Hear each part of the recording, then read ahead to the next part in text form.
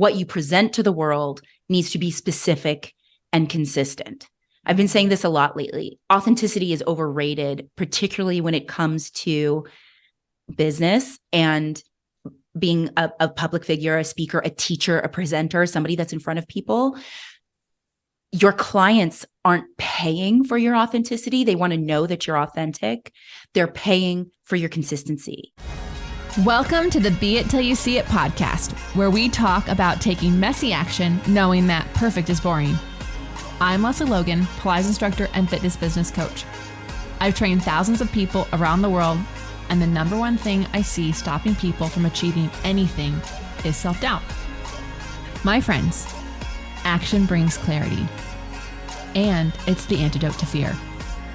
Each week, my guests will bring bold, executable, intrinsic, and targeted steps that you can use to put yourself first and be it till you see it. It's a practice, not a perfect. Let's get started. Oh my goodness. Get ready. This interview is just going to have so many amazing pieces of advice. No matter who you are, what you do, you're going to love this. If you are a fitness instructor, you'll absolutely dive into this. If you are not, but you are someone who's wanting to works for yourself, or trying to show up in a room that you have imposter syndrome around, there is good stuff in here for you. And so my guest today is Shay Kostabi. I was on her podcast, Fitness Career Mastery. She and her husband have an incredible program. They work with fitness instructors, studio owners, and you'll hear all about it in this episode. But I met them through a mutual friend who tagged us in a post, and then we stalked each other, and we love the same blue blockers, and we got to know each other. And I was on their podcast. She's now finally on my podcast, and this will be the first of many amazing conversations. I hope you leave this as inspired and lit up as I am. And so, after this little ado, here's Shay Kostabi. Oh, and stick around to the very end because we got some outtakes. That's been happening. There's always outtakes, and the team does collect them for bloopers on the YouTube, but we're adding them into the end of the pod because you know what? You need to know that we are not perfect. You're not perfect. And Nobody's we're perfect. enjoying the process. And we are enjoying that. So have a good laugh on our behalf. Love you. Right. Be it babes. I am super excited to have our guest today. I'm gonna be really honest. You already know I'm a fast talker. When Shay and I are in the room, you may want to just put this on a normal speed because we're going to get ready to laugh. You're going to learn a lot. Shay Kostabi is our guest today. And I am just so thrilled to have this bright shining light in your ears. Shay, can you tell everyone who you are and what you're rocking at? I'm dying. I'll give you my labels. That's like the easiest way to introduce who I am. I mean, I am a creator. I'm a mentor. I'm a teacher. I am an experience designer. I'm a brand builder. I'm an idea generator. I'm a fitness business coach. My husband and I have a business called Fitness Career Mastery, podcast of the same name, which is currently on pause, but there's something like 200 episodes for you to listen to if you're interested. Everything about how to create a successful heart-led business in the fitness industry, and also how to create meaningful experiences that keep people there and really change people's lives. And I also do what you do. I travel to train instructors. I build programs for boutique studios, primarily in cycling, bar, and HIIT training.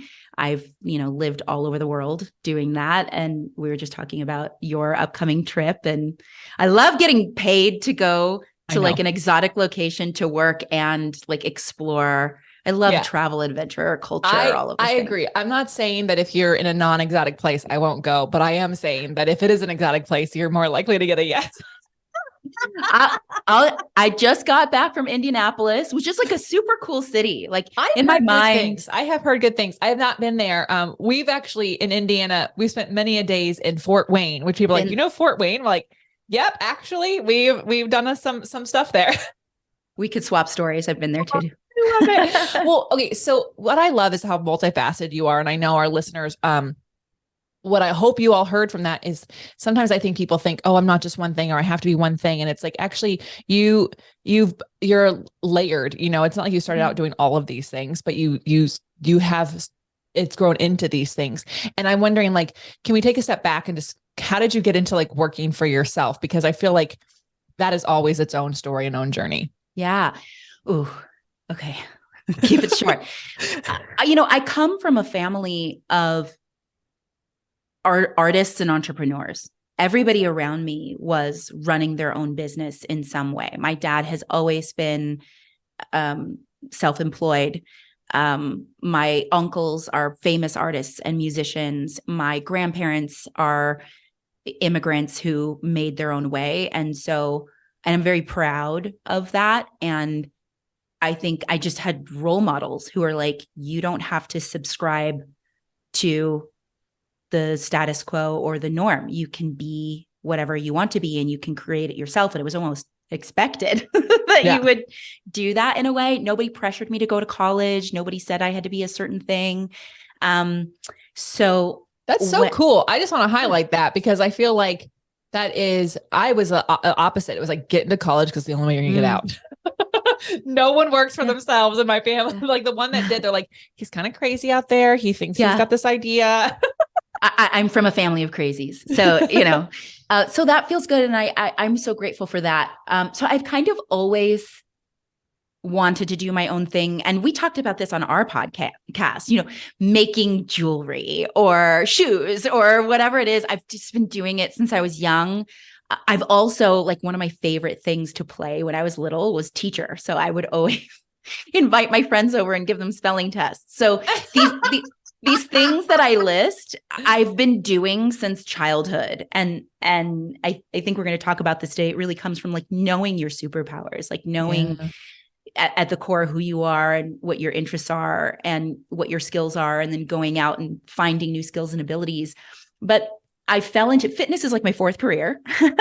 And I was working for a corporate business and also doing some things on the side, like product development and programming and some other stuff kind of under the table. And that was really starting to pique my interest. And I really don't fit into the corporate atmosphere. I am such a rebel. Oh my gosh. I didn't think I was a rebel, but I was asked to quit. I really have a difficult time following rules that don't make sense. I love rules and I'm really good at making them for other people, but they really have to make sense. And I have so many crazy ideas. I think there's a line in Alice in Wonderland that's like, sometimes I wake up with as many as 100 new ideas before breakfast. Yeah. And I used to have that written, that I'm like, that's me. Yeah. And that's annoying. When you work in a corporate infrastructure, like, we should be doing this. And they're like, shut up and teach your class. You know? They're like, it's like, and they'll do it next year. And that's fine for them. But like, you're like, I want to do it now. Beyond that idea now. I moved on to this one. Yeah, I could tell you stories about I saw a vision of like where the company should go that actually has happened, is in the world now, and is something that everybody knows.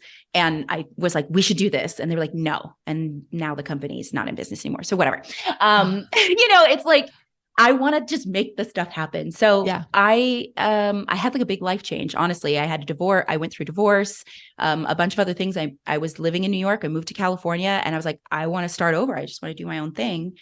And I was teaching part-time at a studio, but I just started. I honestly don't remember. People just started calling me like, can you help me build this program? Can you teach my instructors this? When you're just out there and you make yourself visible, and you're presenting your skills and your abilities, and people see who you are, they offer you things. I got a sponsorship from New Balance that helped. Like, I was one of 7 female ambassadors, and on a salary and traveling all over the country. So I met a lot of people, and that gave me the freedom to be like, well, what do I want to create?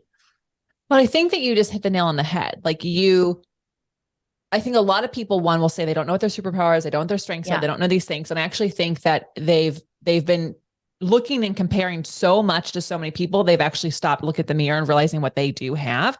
And they're afraid to actually be different. They're afraid to be the person with the ideas in the room that gets turned down. They're afraid that no one will listen to them. And as you and I just found out, like, we've had many ideas that we've had, and people are like, nope, not doing that. And yet the people in the room that are hearing you, they talk to people. Like, some of the opportunities I had, in the fitness world in LA, it was not because of like I went pounding the pavements because to knock on that person's door, but it's because I would not shut up about the thing that I loved and was so passionate about. Yeah. And someone told someone, I even heard someone tell someone about me in a woman's bathroom in LA, which was hilarious. I was like, should I come out of the stall or should I just sit here while they're talking about me? But they do, because people want to help people, and they'll say, I need something like this. Like, oh, I actually know someone. Maybe she knows, like, it's like that kind of a thing. But if people don't know who you are, what you do, how you rock at it, they can't put your name in the hat, you know? And the trick is truly, like, authenticity. You need to be authentic. You need to be real. You need to be true to you, to your spirit, and what really resonates with you. It has to be real. But beyond that, it needs to be, what you present to the world needs to be specific and consistent. I've been saying this a lot lately. Authenticity is overrated, particularly when it comes to business and being a public figure, a speaker, a teacher, a presenter, somebody that's in front of people. Your clients aren't paying for your authenticity. They want to know that you're authentic. They're paying for your consistency. They want to know that you're going to be there for them, right? And that there's some accountability there, and that they can bank on a certain number of things to help them get what they want. And if you are unclear on things like your core values, your interests, your abilities, your skills, your purpose, your mission, your superpowers, human beings are so multifaceted. You can show up as like something different all the time. And you're like, this feels good today. And then people are like, wait, but I needed you to be this. Like, that's cool too. But I really needed you to be this, Yeah, no, I think, I think so many people, they do want to focus. I'm so authentic. I'm so this. And it's like, being consistent doesn't mean you're not authentic. It just means that people need to know that when you say you're going to show up, you're going to show up, that the class that you're going to teach is what they expected from last week. People actually think you can change the music, but even that you can't. They don't want country next week if they've been doing 90s hip hop. Like, people, like, there's something about that consistent, that's what they're paying for, because people need certainty more than anything. They need to know that, like, what they're paying you for is what they're going to get week after week. And it's so hard when you're multifaceted, because you feel like you can be boxed in, but there's still ways of being your authentic self, right, and showing up consistently. It's a practice. Yeah. And whether you're a personal brand or a product, you are a reflection of the consumer or the audience's identity, right? Like, I see myself in that. So, when you walk into a Nike store, there are certain things that you expect. If you walked in and Nike didn't look like Nike, you would be like, what happened? And there's almost like a loss of your own identity. Like, this is what I expected. The same thing when people come to your class, right?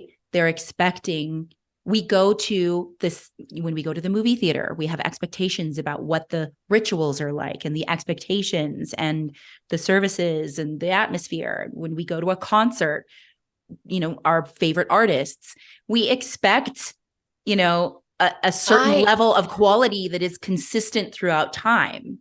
I love that you're bringing this up, because I think, like, when I call about being it till you see it, I am not talking about faking it till you make it. And there's a very different thing, because I think people can misinterpret this like, oh, I need to be like this so that I attract people. But it's like, actually, you said it, people are attracted to you because they see something in you. So the more you can be the version of yourself you're like on this planet to be, the more you're going to actually be able to be doing this, whatever this is, forever, for as long as you want. Yeah. And authentically and consistently. And you're not going to have to wake up one day going, I don't know who I am. I want to change course. And your people are like, this isn't the account I was going to follow, the store I wanted to be into. All those things they're going to feel like, ugh, what just happened here? Totally.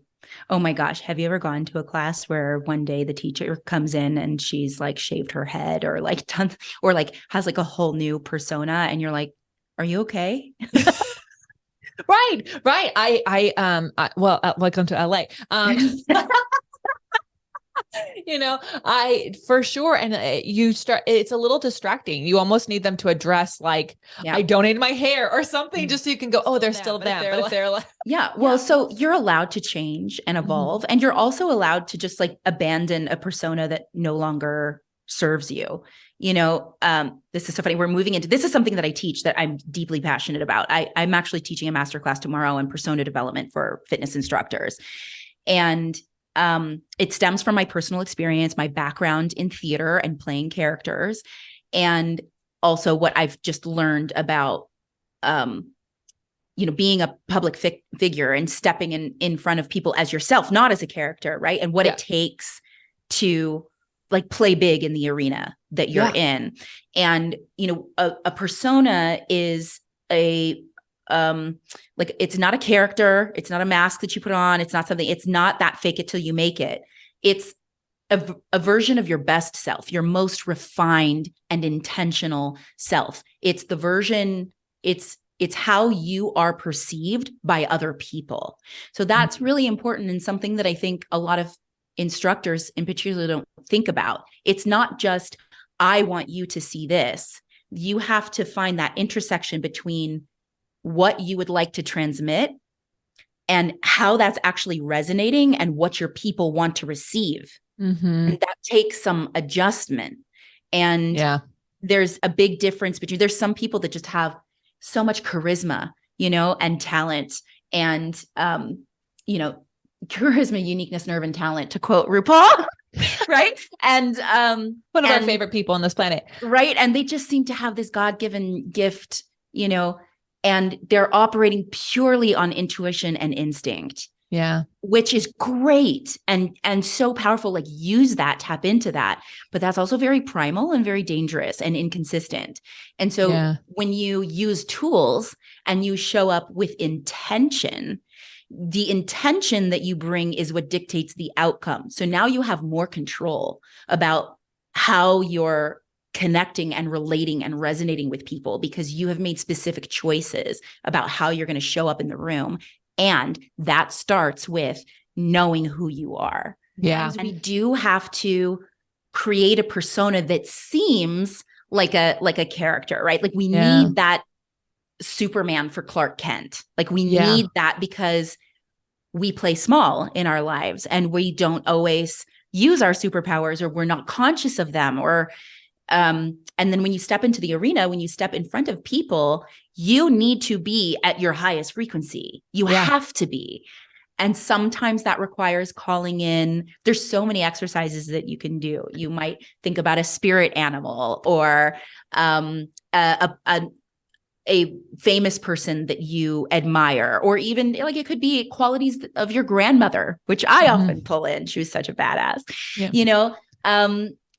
but sometimes we have to like kind of put that on so that we can step into who we really are and our most potent, our most powerful. I mean, the persona is almost like the be it till you see it. Like, it's kind of like that. And so some of my best classes that I ever taught when I was a new teacher, when I was sick, because like, I didn't want anyone to know I was sick. Yeah. Right. And so like, I like stepped into that, and I remember going, wow, that was one of the best people like, that was the best class. I'm like, what is different? And it's because I was like, oh, I didn't want anyone to know that my vibe was low. So I brought my vibe as high as I could. What if I did it all the time? But because when you're not sick and you like, use how that, do I do that? Hello. Yeah. Wow. Exactly. Oh my gosh. Can you imagine? Unstoppable. And then also, I mean, I think what was unique about when I first started teaching is like, when I left the class, I was still in the space, right? I was on a high-end fitness club. So I couldn't like turn off, because I'm going to the locker room, the same bathrooms that everyone else is using. And then I'm going in here, and I've been in those classes where the person's on, and then you see them grabbing their stuff and they're like, they're just not there. And I never wanted people to feel like I was inauthentic. I always want to make sure that they felt like who I was, they were taking classroom was very similar, but I can't be at that vibe all the time. Like, obviously there's other things, but one of the best compliments I ever is that when I met these people in Australia, they said, you're exactly the same in person as you are online. And I'm like, yes, And that is, I think, where people get the persona thing confused. They feel like they have to act like somebody, and it's like, no, you have to act like the person you actually want to be. And you're going to bring yourself up to that level. And then, but the intention you have behind is what people are going to gather up, and they'll come along the journey with you. Yeah. Yes. Take them on the journey. Oh my gosh. I'm going to pull it like a bunch of threads here. Yeah. Number one, you have to be able to take it off. Right? That you can't operate at that high frequency. You may sometimes need to carry it into the lobby, into the locker room, into the parking lot, right? You will have to carry it, but at some point you have to be able to say, that is for this space. And now I get to be something else. Because the other thing you said about, when the person said you're exactly the same on camera as you are in person, right? Those are different, but they're also the same. I doubt very much that you're the same person on camera that you are, when you're in bed reading a book or like watching a movie with your husband. Like there has to be some separation there. Yeah. And there's so many reasons why that's beneficial. You teach the worst class of your life. Somebody tells you they hate your music. They don't like your face. They don't think that you should be teaching this modality because you don't look like X. Yeah. Or whatever the deal is. And you cannot internalize that. You can't take that. Everybody when you put yourself in front of people, you're just open the doors for criticism. Every single person in that room has an opinion of you. If they're your followers, if they come all the time, they're your clients, your members, they think very highly of you, but there's always going to be somebody in there that's like, why is she wearing that? So, And that can't be something you internalize, which is why there has to be the part of you that's like for yourself. Yeah. And that you get to, when I walk my dogs, for sure, you guys, I don't look good. I'll tell you right now, my neighbors probably are like, who the hell? I wear the biggest coat with the biggest hood up and over. And I play a video game while I'm walking my dogs. And that's authentic too, right? Yeah. That's authentic to you, but that doesn't belong in the space where you are a teacher and a leader. So that's what I mean. It's the ability to turn aspects of yourself on and off so that you can show up, as I said before, in your most potent and powerful, and actually make the change that you seek to make for the clients that you serve, or for whatever it is that you're showing up for. And a great example, my name's not even Shay. That's not my name. It's not my nickname. Nobody called me Shay growing up. I was working at a studio on the Upper East Side at the front desk, and they asked me to come in and they were like, if you want to work here, you have to take the cycling class. And I was like, I don't like bikes. I took the class and I fell in love. They invited me into the training. A couple weeks later, I was on the podium. My mom fell over on the floor laughing because I cannot ride a bike outside. I mean, I can, but my risk of getting hit by a car is pretty high. And I mean, something clicked. I was like, this is for me. But the manager came in and she was like, so your name doesn't fit on the board. And this was when we had, chalkboards that people would, your name doesn't fit on the board. It's too long and it's too hard to spell and pronounce and remember. And I said, great, thanks. And she said, do you have a nickname? And I said, no, nobody has ever had a hard time saying my name. That's not true. Everybody has a hard time saying my name. But she said, can we call you Shelly? And I said, not if you like your two front teeth. And and so I said, I have one friend that one time randomly called me Shay and said my alter ego should be Shay. And I didn't even alter ego. That's like not even something I thought about. And she said, how do you spell it? And I said, I have no idea. I have no idea. And I really wanted it to be like CHE, like Shay, but that's not right. They're going to start calling you Shay. No, based on this whole conversation, she's like, I want it to be phonetic. So I was like, as long as it's not spelled like the cocoa butter, I don't care. So she spelled SHAY and I became Shay, and I loved it because I was a brand new instructor. I was teaching on the Upper East Side, which if it can be brutal. And, I was still working as an actress. And so it allowed me to kind of play the character of fitness instructor and not feel like, I don't know, it just allowed me the space to just show up to this one place and do that one thing at that time. And Shay was like so cool and so powerful and like funky and funny. And Shalene, which is my real name, is like kind of, was like insecure and still trying to find her place in the world. And all of those things, I'm all of those things. Yeah. And now 15 years later, I don't currently teach, like I'm not on the board anywhere, but I'm still Shay. Yeah. And she feels exactly like me. Like they're the same. It almost helped me, right? Shay is the real me. This is the be it till you see it story. Like this is it. Like I love that. You know what's okay. And I definitely want to get into what you're passionate about right now, but I just want to say like, I resonate with that a lot. Like I don't know when somebody started calling me LL, and that I was like, oh, I like that better. Yeah. When you see it in writing, so like I got your sheet on how to prepare and it says Lesley will do this. And then later it's like when LL says, I was like, oh, listen up, pay attention. Yeah. There's a little bit of like, you're the boss. I'm the boss. And like, oh yeah. So when I go to things like, oh my God, LL. And I'm like, it's like, it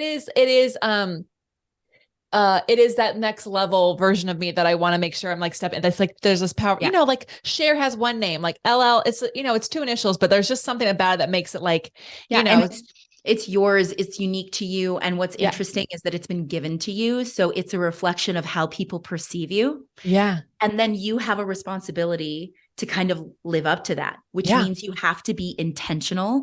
You have to be consistent. Right. And it has to be clear because that's what people are expecting of you. And it pushes you to like evolve and like be at your best. Yeah. But also in the appropriate arenas so that you can, it's so many things, protect you from burnout, guide you on a very clear career path, attract brand partnerships. It is a bit of like a protection at first, but then it ends up being like, it turns like from your armor into your sword. Like it's very cool. It's very cool. Ooh, this is so fun. I think Brad's going to love everything about this. I can't wait for him to listen. Cool. Okay. I know you're super passionate about something right now. Yeah. This feels like you're super passionate about, but I also know there's something else you've been working on. I want to make sure we get into it. So can you tell everyone what you're excited about right now, what you're working on? The persona development is part of it. I've been teaching this for years. I've been coaching people through this. I've been helping people define this, both from the instructor side and also on the brand side, understanding your persona, your archetype, and your superpowers is so intrinsic to like, you need that to build a brand. Like it's kind of where you start. And then of course, as an instructor, it's like how you show up. And then the thing that I'm most excited about right now that I talk about all the time, kind of in alignment with persona, they're both very top of mind, is flow states in regards to experience design, particularly in fitness. So I think that stems from, again, my background in a family of artists and creatives, musicians, painters, the like sensory experience, the visuals, like the quality of things has always been really important. And then growing up as a dancer and being an actor and also working in production, both in film and like in theater, right? Like all of the psychological cues that are like built into things to draw people into a story and into an experience. And then, through the work that I've done through programming and brand building for fitness studios, it's now evolved into, and experience is such a buzzword right now. Everybody's like, it's about the experience, the member experience. And people are like, you need AI, you need tech, you need this fancy thing. And I'm like, whoa, slow down. Those are important and those are valuable tools. But like getting back to the basics, ultimately, when we think about an experience, an optimal experience, it's something that is multisensory, that is immersive, that takes you out of the mundane of like ordinary life and transports you essentially out of time, and is so addicting, so pleasurable that you will do almost anything to get back into that experience despite the challenges, which in fitness could be the difficulty of the workout, the cost, right? Yeah. And so, I hear all these people, it's like, everybody wants to know, what do I charge? Right? Like, that's something that you coach to, right? Yeah. Which is so important. But again, when you are super clear on the experience that you're providing and the value, and you're intentional, meaning that you can dictate the outcome, price, I'm not saying it's no object, like you do have to consider it. And there's so many factors that come into play, but in regards to like what people are willing to pay, it's like, if it's good, people are going to put their money down. They're going to make sacrifices for it. Well, I think I know you're 100% correct, because I was that person. I could not afford Pilates. Like I could afford, so I, like you with the bike, I resisted going to a Pilates class. I was like, that's not going to be great. And I went to this class, and the teacher was so good at making sure I understood, even though it was my brand new class, that I understood how to do the exercise, and it wasn't too slow and it wasn't too fast. It was like exactly like got me into my body. And I was like, whoa, what is this feeling that I have? And then I got a membership to this boutique place where I could go between their 5 locations. I can go to class every single day. That membership was expensive. I had to get out of a gym membership that I had because I couldn't afford both. And then it was expensive for me at the time. It's nowhere near expensive now, but it was expensive for me at the time. Yeah. And when I moved to LA, that membership would be more expensive, and I couldn't get to class every day. And I was like, okay. So then I found a person who could teach me.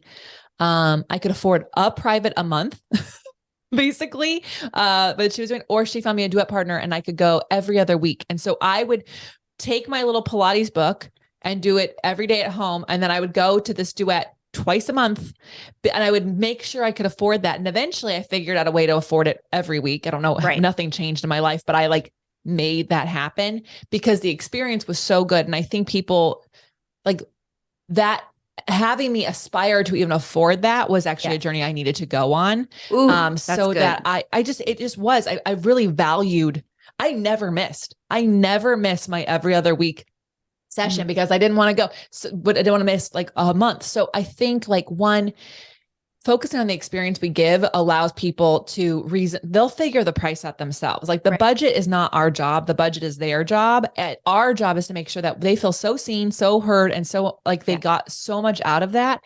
And too often I hear people, and this is going to go on another tangent, I want to get back to flow states, but people like, oh, what should I give people to get more clients? It's like, you cannot pay them to tell you their friends. The experience has to speak for itself. So they just tell people. Give them a better experience. Yeah.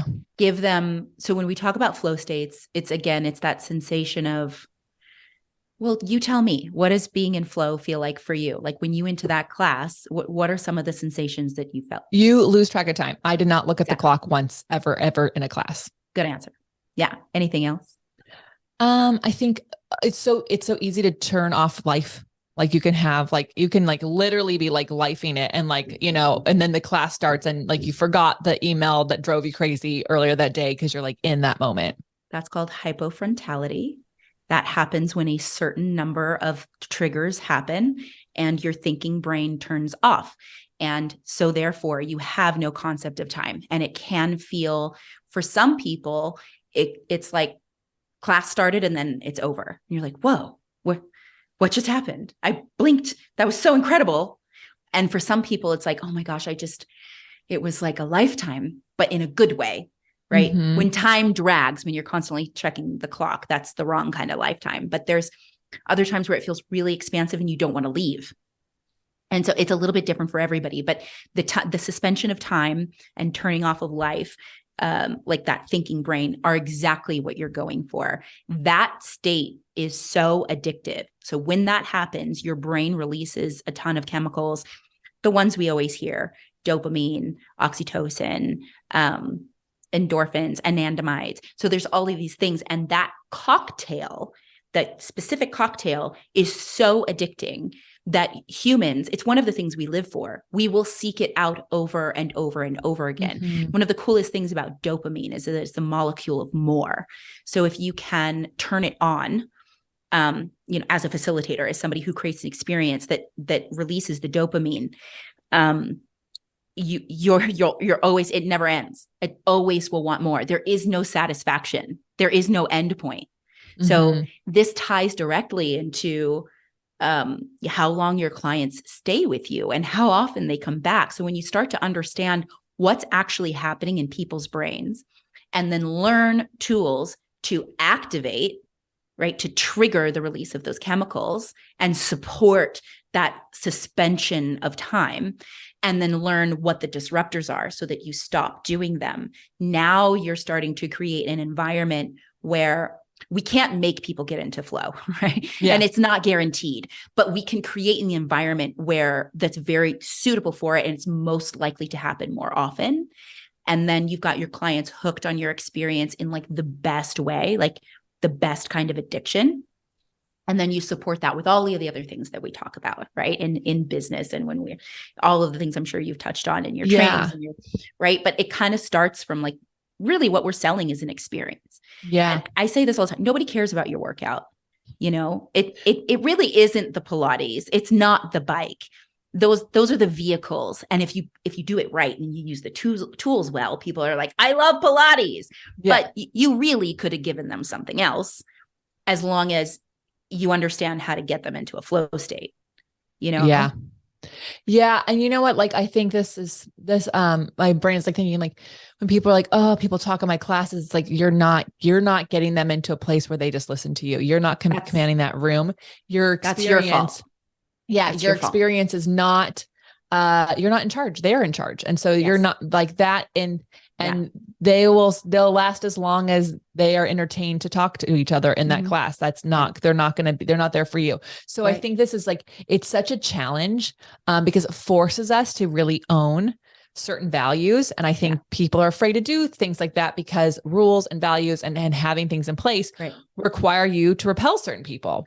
So part of building a community and an experience for a community is everybody talks about core values, but we don't often talk about constraints. They go together. So you have if you imagine a circle, you have your core values in the middle, like that's your operating system. That's where everything stems from. And then you have like a little metal circle with some doorways, right? Those are your constraints. And the constraints are not to keep people out or to push them out. They're to keep the people who truly belong in this community safe. Right. And so it's not about turning people away. It's about making sure that the people that are right for you feel a deep sense of belonging and appreciation and trust and safety. People like us do this here. People like us do not do this here. And if you want to come play, you can't do this thing. And it's not to punish you or keep you out. It's so that when you're in here and if this is a place you feel like you belong, you feel safe. Oh, I love this reframe so much because I do think that people start to feel bad. They're like, well, if I'm not for everybody, then I'm not like doing this. It's like, actually, you can't be for everybody. You can't be for everybody. You just fucking can't. You just can't. There are people who will hate this podcast. They'll hate the sound of my voice. They'll hate what I have to say. They'll whatever. Like, but like, if you're like, everyone is welcome if you follow these things, these rules. So simple things. And so this is both about, this is so great. This ties into community and culture. This ties into experience and flow states. So if you say there is no late entry, doors closed, class starts at 7, doors are closed at 7. You can't even come in 5 minutes late, right? People get mad about that. But what you're doing is you're setting standards and expectations, right? And you are ensuring that everybody who showed up on time and is there is now fully immersed in the experience without distractions. The door's not going to open. The light's not going to creep in. Somebody's not going to step over your mat or like around your thing or hit you in the head with their bag or whatever the deal is. Same thing with no cell phones. Same thing with where you put your personal items and what's allowed, food and drink and all of clothing, attire, all of these things are really about controlling the environment in a way that, again, allows for the best possible outcome to happen, the best experience. So you can't feel bad about that because it's serving the people that want to be there. It's all comes down to like for whatever reason, well, not whatever, there's a specific reason, our brain is so conditioned to the negative that we are not seeing that there are 15 people who showed up on time and they actually want to be here on time and they put their stuff where it is. And you're like, oh gosh, I don't want this one person who's always 10 minutes late to get mad. And it's like, but these 15 people love you. Like there's 15 of them. And we're so like, oh my gosh, with this one person, it's like, you got that one person you have to be the lesson that person needs to learn, which is I have to be up on time for things I want to have change in my life. Right. Exactly. Or you shift their beliefs and you get them on your page, or they're not for you. Yeah. Yes. Everything you said, you nailed it. It's this has me like, this has me so excited because I've been really trying to work on this with the people that we work with for years, because there's this whole, like, if I niche down, then I'm not going to have enough clients. It's like, well, that's not true. And there's so many people on this planet. That is a false narrative.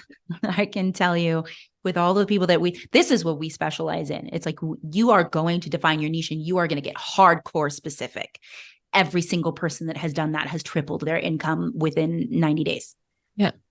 Because also there are people who will aspire to be that person. And like that. So it's like we're so afraid that we're going to leave people out, that we're not really understanding that our job is to actually be there for the people that are in. And then those people have such an amazing experience. Their friends who've been looking for this reason, looking for something to change their life. They're like, oh my gosh, I want to change to be that person. We have to be willing to stand up for what we believe in and allow people to rise up to that level. Because otherwise it's like a class. An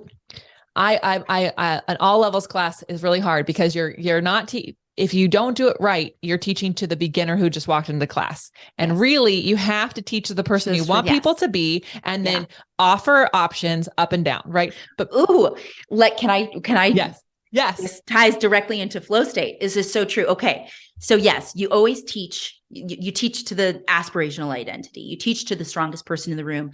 And then we hear this all the time. You need the modifications and the options. The reason for this, the scientific reason, is something called CS level or CS balance, which is your challenge skill balance. This is so important. And it's kind of a reframe when you think about it this way. In order for someone to have an optimal experience, to potentially drop into flow state, this really powerful place that we're talking about where time is suspended and we just can't wait to get back to it, right? You want people to come back to your class over and over again. The challenge that you provide must match the skill level of the participants. How do you do that in a group fitness class when everybody's at a different level and you have your front row people who are diehards and you've got this new person who just came in? This comes down to how you coach and how you cue and how you program, and making sure that you are prepared and intentional and your eyes are open and you're looking around the room. I have been in so many classes where the instructor does not even really look at what's happening. Like, that person's knees are buckled. I just watched a class the other day. I'm like, oh, that person can't even squat. Why are you adding squat jumps? Why are you doing that, please? So you have to have your eyes open. And I think when you understand why underneath, so if the challenge is high and the skill level is low, this turns on our fight or flight mechanism. We go into panic and anxiety, and ultimately we feel like I don't belong. There's multiple levels at play here. What you were talking about, that sense of belonging, right? You can't be for everybody. Everybody just wants to belong. That's all anybody wants. And we're so starved for it. I mean, people are sick over isolation and feeling like they don't have a place. You make a place for everybody and you make a place for nobody. There has to be a place. Again, it ties back to where we started. Your core values, your abilities, your belief, what you believe your service can do for people, the change that you seek to make. Those have to be really specific, because I love music festivals, but I don't want to go to Stagecoach. Right. That place is not for me. Just because I love music festivals doesn't mean that all music festivals are for me. Just because I love fitness or even Pilates does not mean that every Pilates studio is for me, and it shouldn't be. Right. I don't want to be one of a million. I want to be a part of something bigger than myself. And you said, I want to feel seen and heard. So again, coming back to the specifics of it, when the challenge level is high, but the skill level of the participant is low, it's so off. This is when they go back into hyperfrontality. They start thinking about life, right? They're not even listening to you. They're so concerned about their performance. They're like looking around at other people and they're like, can I do this workout? Will I ever be able to do this workout? Do I fit in here? Is the instructor going to help me? And I always teach people when I'm training instructors, like, we really want to know, what am I doing? Right? How can I do it better?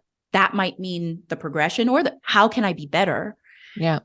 Why am I pushing so hard sometimes? And then when it gets really hard, how long am I doing it for? We don't always need to know. It's only when it's really hard that we need to know for how long. So again, your coaching, your ability to observe, and how you adjust the programming to help that person get closer to a state where they experience flow, something called unconscious competence, where you're not thinking about the action anymore. You're able to just perform it. That's why you give the modification. It's not just ability. It's the sense of belonging and inclusion. Yep. When the challenge level is low, but the skill level of the participant is high, now we have apathy.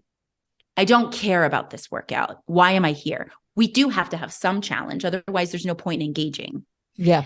Right. When the challenge is high and the skill level is high, this is the most optimal place for people to go into flow, but it's just so easy, right? It matches. I'm like at my best, but you can still have a high challenge with like a lower skill level. Again, as long as you make the adjustments and you're conscious of what's happening and you make that person feel like it's achievable and they belong here, even if they can't perform the exercise with, I'm using so much jargon, but professionals are listening, unconscious competence. Yeah. The ability to just do it without thinking. I actually really love this. This is something that, like, with OPC, onlinepilatesclasses.com, it's our website.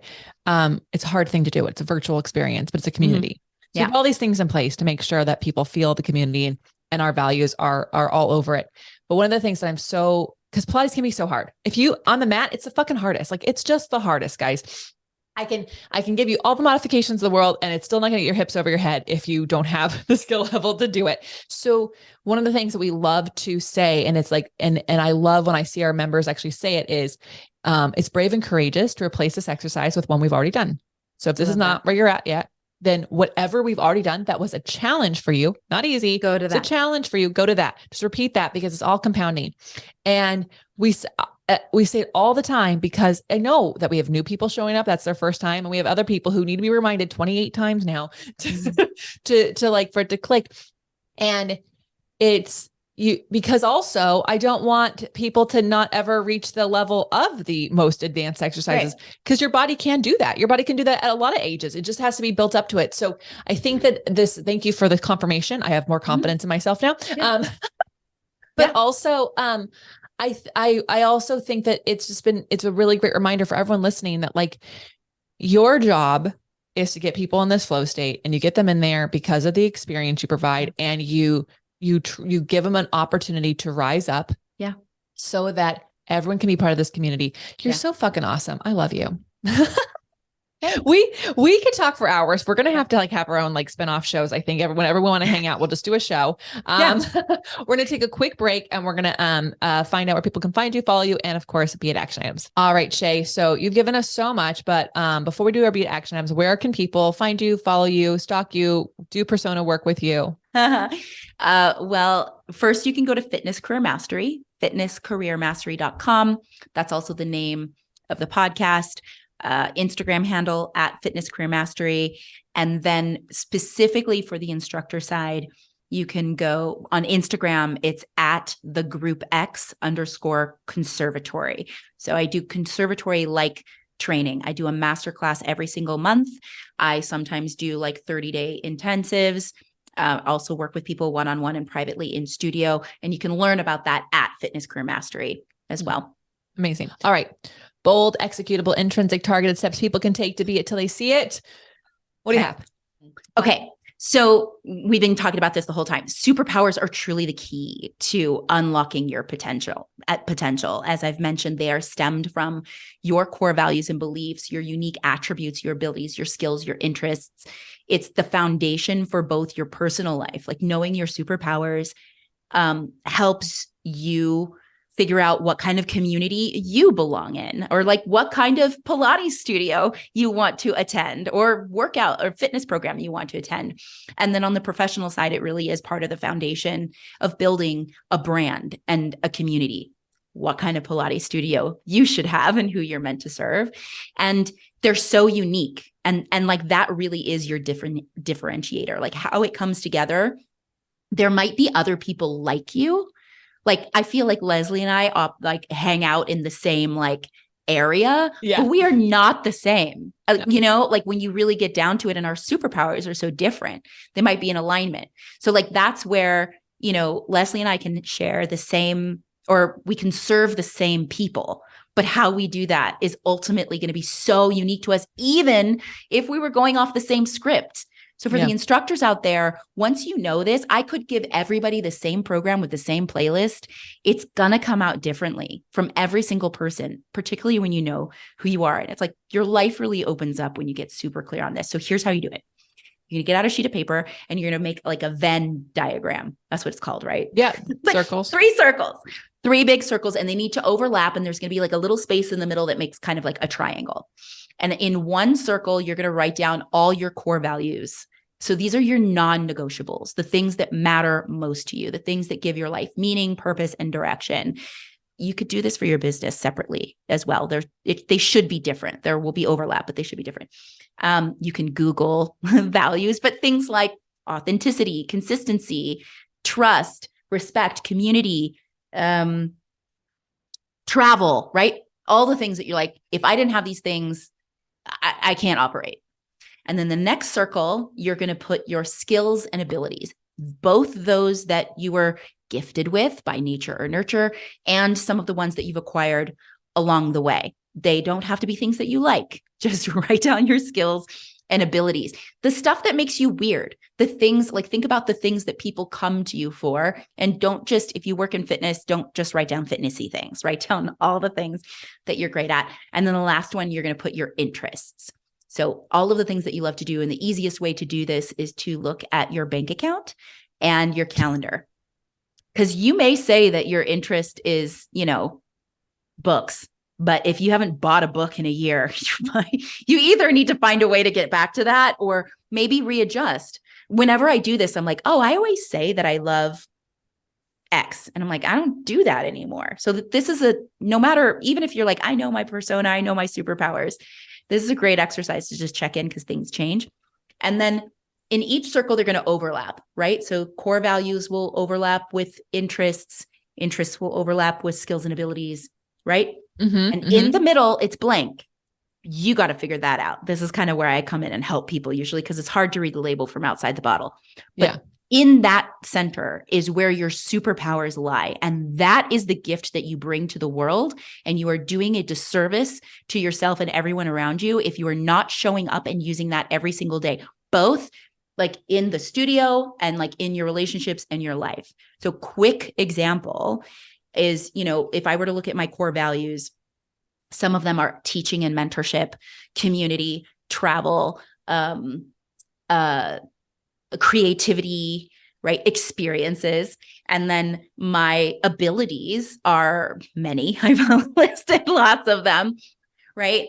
And then interests, there's a lot of overlap there. So just sort of touching on that, when I look at the overlap and I come to one of my superpowers is the ability to take two sometimes seemingly unrelated or even conflicting ideas and finding that intersection to carve out a unique path to mastery. That is ultimately what I do for my clients.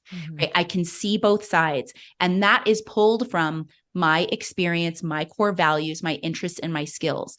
Teaching and mentorship is also a skill. Experience design is a skill. I'm deeply passionate about flow states, but I've also acquired the skills. I have taken courses, read books, actually put it to the test, like through trial and error. So then it feeds into my superpowers, and I show up, I talk about these things every day. I use them every single day, whether it's helping my friend make a decision because they're like, I have this, but I want this. And where do I go? And I'm like, well, don't you see this way? And let's just put it together like this. And here's your steps. Boom. Or a client comes and they're like, I want to do a Pilates class on an airplane. And I'm like, cool, let's figure it out, whatever it is. Yeah. So, I love, I love a puzzle. Yeah. So when you write it down, you're going to look, you're like, okay, these are my superpowers. And then the next step is really like, think, ask your friends, the people that love you, like, so this ties into persona, like, how do you perceive this? Like, this is my skill. Show me how like, how does that resonate with you? And then you can start to, so many things come out of this. It gives you a mission and direction, a purpose. And when you start from there, you get to bring your best self to the table every single day and work in your zone of genius and find allies who complement your superpowers, like build your A team to like help you, whether it's a business partnership or a board or just a group of friends who are like, I know you, I see you, and you're clear and I can help you. Yeah. Oh, I love this because I think no matter who you are listening to this, figuring out what your persona is can really help you show up in the best ways for anything that's intimidating you. And anytime that you're like, oh my gosh, I have to like go talk to these people, it's like, well, that persona is obviously not going to be scared of those people. And so you can like show up and show off how amazing you are. Shay, you are such a light. You are so fun. I can't wait for our first in-person date of ever hanging out, but we're going to have to make it happen. We're going to make it happen. Thank you so much, everyone, for listening to this. Thank you, Shay, for just spreading all of your goodness. We'll have to have you back. And how are you going to use these tips in your life? Make sure you tag Shay, tag the Beit Pod, share this with a friend. Just with 5 friends, you'll probably want to listen to it a couple of times because we talked about so many amazing things. Write some notes. And until next time, be it till you see it. That's all I got for this episode of the Be It Till You See It podcast. One thing that would help both myself and future listeners is for you to rate the show and leave a review. And follow or subscribe for free wherever you listen to your podcast. Also, make sure to introduce yourself over at the Be It Pod on Instagram. I would love to know more about you. Share this episode with whoever you think needs to hear it. Help us and others be it till you see it. Have an awesome day. Be It Till You See It is a production of the Bloom Podcast Network. It's written, filmed, and recorded by your host, Lesley Logan, and me, Brad Kroll. It is produced and edited by the epic team at Diseño. Our theme music is by Ali at Apex Production Music, and our branding by designer and artist Gianfranco Cioffi. Special thanks to Melissa Solomon for creating our visuals and Samena Velazquez for our transcriptions. Also to Angelina Herrico for adding all the content to our website, and finally to Meredith Crowell for keeping us all on point and on time.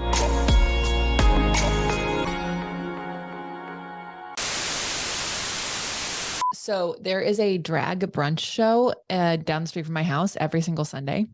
Okay. So I'm coming over. When you're coming to Vegas, we can probably do a whole weekend of drag is what I'm saying. Amazing.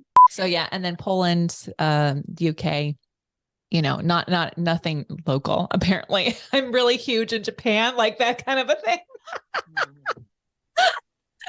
It's so similar.